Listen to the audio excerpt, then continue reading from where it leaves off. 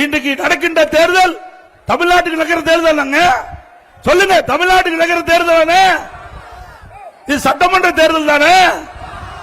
இன்றைக்கு இருக்கிற முதலமைச்சருக்கு அது கூட தெரியல. இங்க சாதாரண மக்களுக்கு கிடைக்கின்ற அந்த உண்மை செய்தி கூட நாட்டை ஆளுகின்ற முதலமைச்சருக்கு கிடைக்காது. வேதனை அளிக்குது.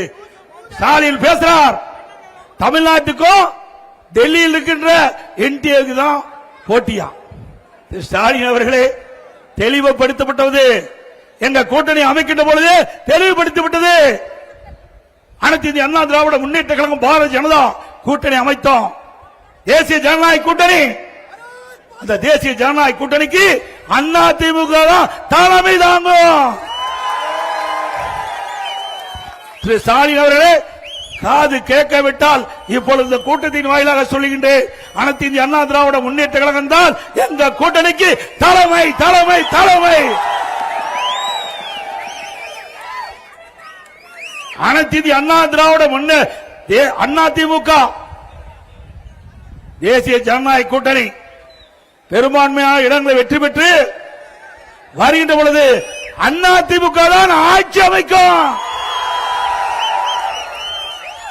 மீண்டும் சொல்லுகின்றேன், எங்க கூட்டணி வெற்றி பெற்று வந்தா அண்ணா திமுக தான் ஆட்சி அமைக்கும்.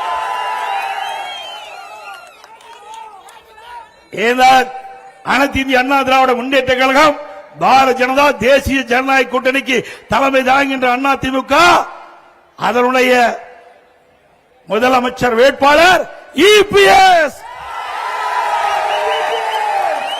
நான் சொல்லவில்லை, நான் சொல்லல. எங்க கூட்டணியில் அங்கம் வைக்கின்ற பாரதிய ஜனதா கட்சி முதலாக கூட்டணி பேச்சுவார்த்தை நடைபெற்று ஓட்டலிலே உள்துறை அமைச்சர் அவர்கள் பேட்டி கொடுத்தார்கள்.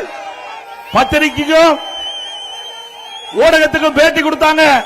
அப்ப இந்த கருத்தை குறிப்பிட்டாங்க. தம்பி, இந்த கொடி கீழே ஒரே நிமிஷம், கொடி கொஞ்சம் கீழே.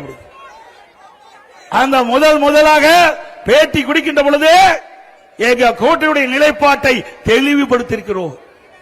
ஸ்டாலினால அண்ணா திமுக மீது எந்த குறையும் சொல்ல முடியல. அண்ணா திமுக மடியிலே பலம் இல்ல, மடியிலே கனம் இல்ல, வழியிலே பயம் இல்ல.